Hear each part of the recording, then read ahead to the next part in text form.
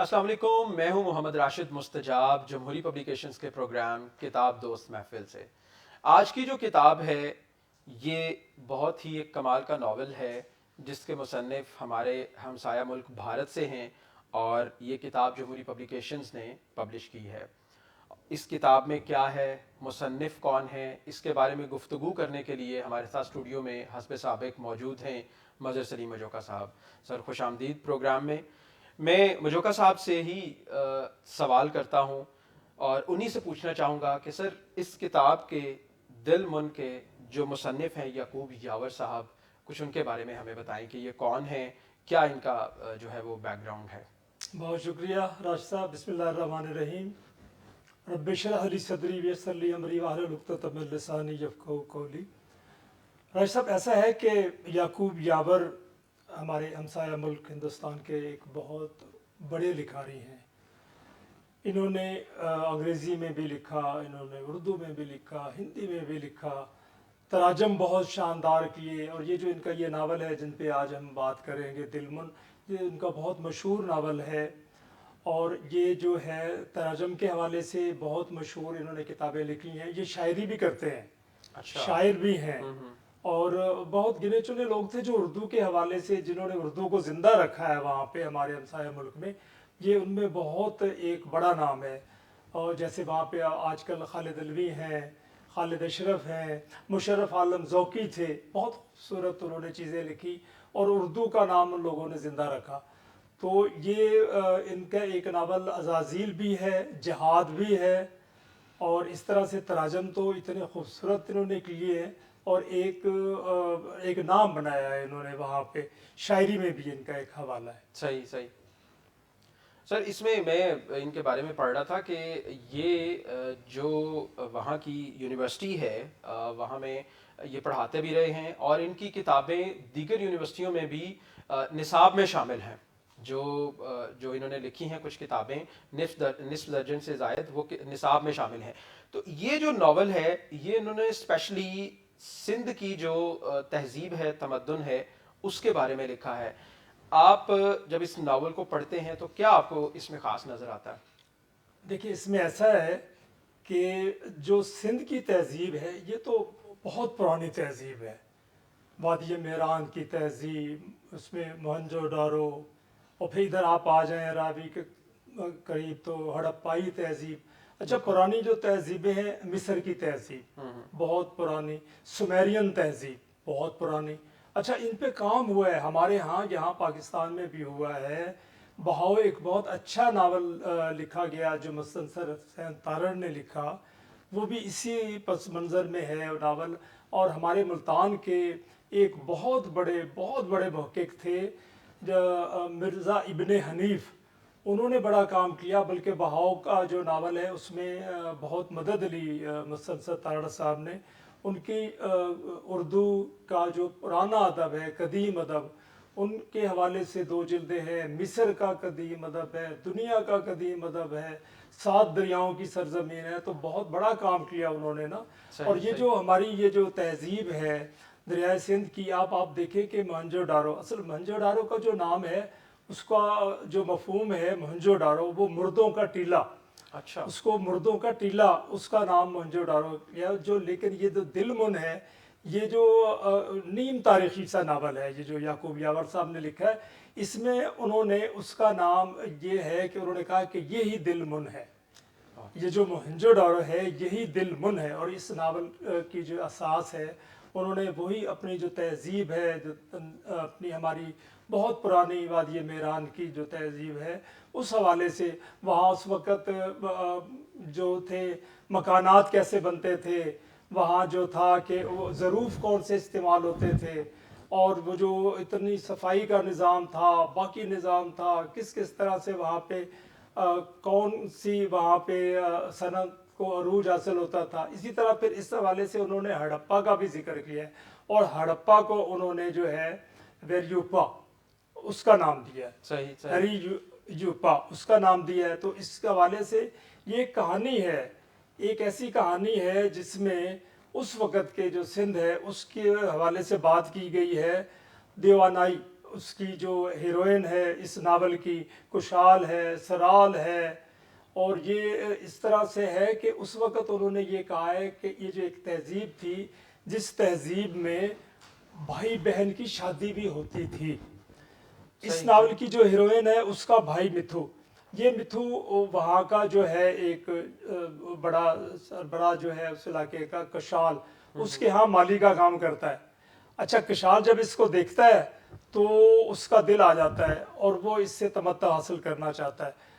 تو اس کو جب علم ہوتا ہے اس دینائی کو، تو وہ جو ہے اپنے بھائی کو بتاتی ہے، بھائی کو بتاتی ہے، اور یہ ان کی خواہش ہوتی ہے کہ یہ بھائی بہن شادی کر لیں، کیونکہ یہ شادی کا رواج تھا اس وقت. صحیح صحیح. اور عورت جو تھی اس کا کوئی اتنا مقام بھی نہیں تھا، وہ اس کو بھیڑ بکری ہی سمجھا جاتا تھا، اتنی تہذیب میں کوئی زیادہ نہیں تھا.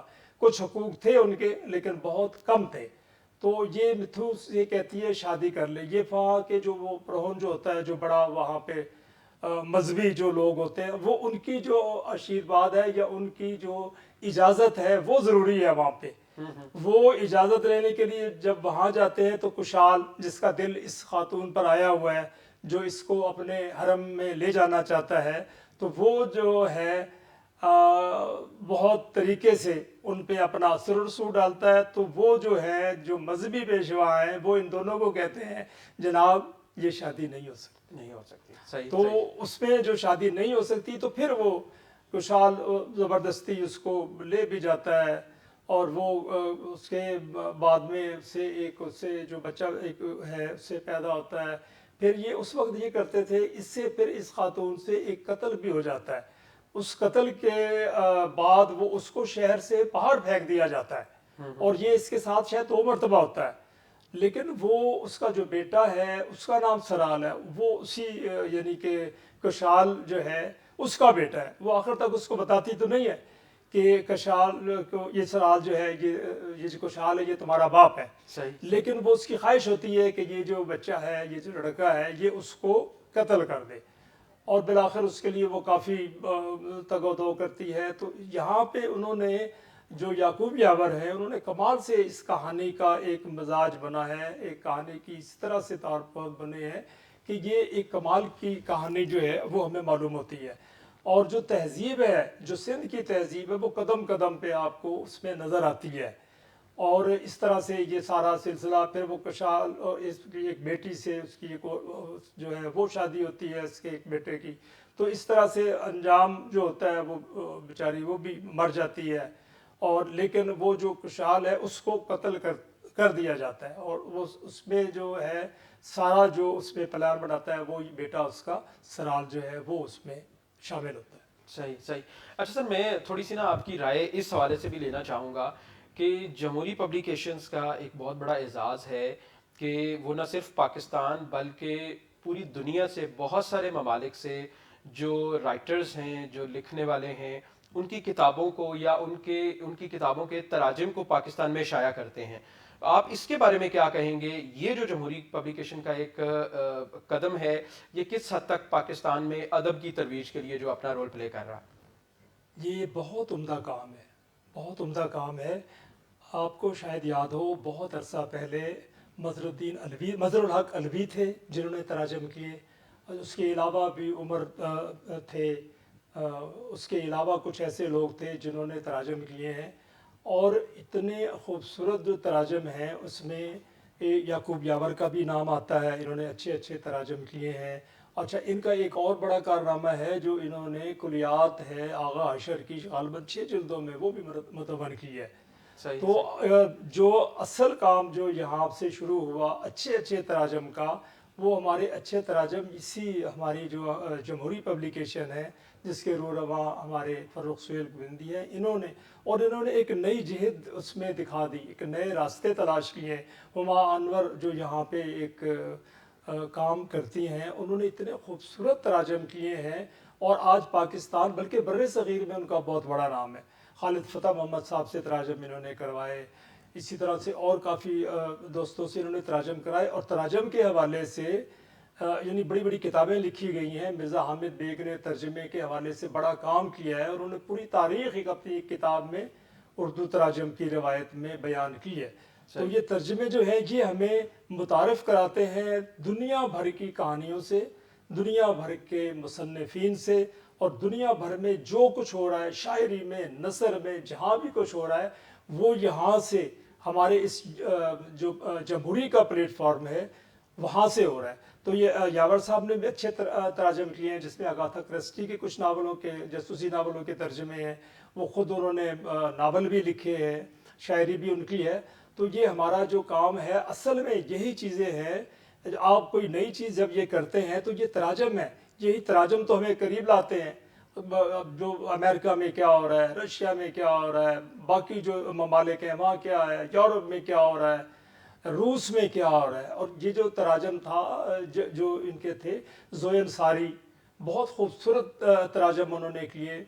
اور یہاں ہمارے یہاں خالد حمید جنگ اور امن کو انہوں نے ہاتھ ڈالا ہے، اور کوئی 3000 صفحات پہ وہ ناول ہے جن کو انہوں نے ترجمہ کیا. تو تراجم کی روایت بہت اچھی ہے جو یہاں سے جاری ہے ہمارے زبردست زبردست.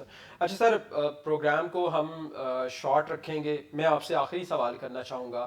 آپ ہمارے دیکھنے والوں کو اگر کوئی ایک وجہ بتانا چاہیں کہ جس کی وجہ سے ان کو یہ ناول پڑھنا چاہیے تو وہ وجہ کیا ہو سکتی ہے؟ وہ وجہ صرف اور صرف یہ ہے کہ اگر آپ ہماری تہذیب جو پاکستان کی ہے، ہندوستان کی ہے، ایران کی ہے، اور ہمارے جو ہمسایہ ممالک ہیں وہاں اس دور میں، یعنی غالباً 3000 قبل مسیح میں، اس دور میں روایات کیا تھیں، رواج کیا تھا، اور لوگ کس طرح رہن سہن کیا تھا، وہ کس طرح سے زندگی گزارتے تھے، عورتوں کے حالات کیا تھے، کسانوں کے حالات کیا تھے، کاشتکاروں کے حالات کیا تھے، وہاں کے رؤساء جو تھے، وہ جو امیر کبیر لوگ جو تھے وہ ان کا رہن سہن کیا تھا، اور عورتوں پہ کس طرح مظالم ڈھائے جاتے تھے، اور یہ بہن بھائی کی شادی کا جو رواج تھا یہ کب ختم ہوا اور کہاں تک چلا.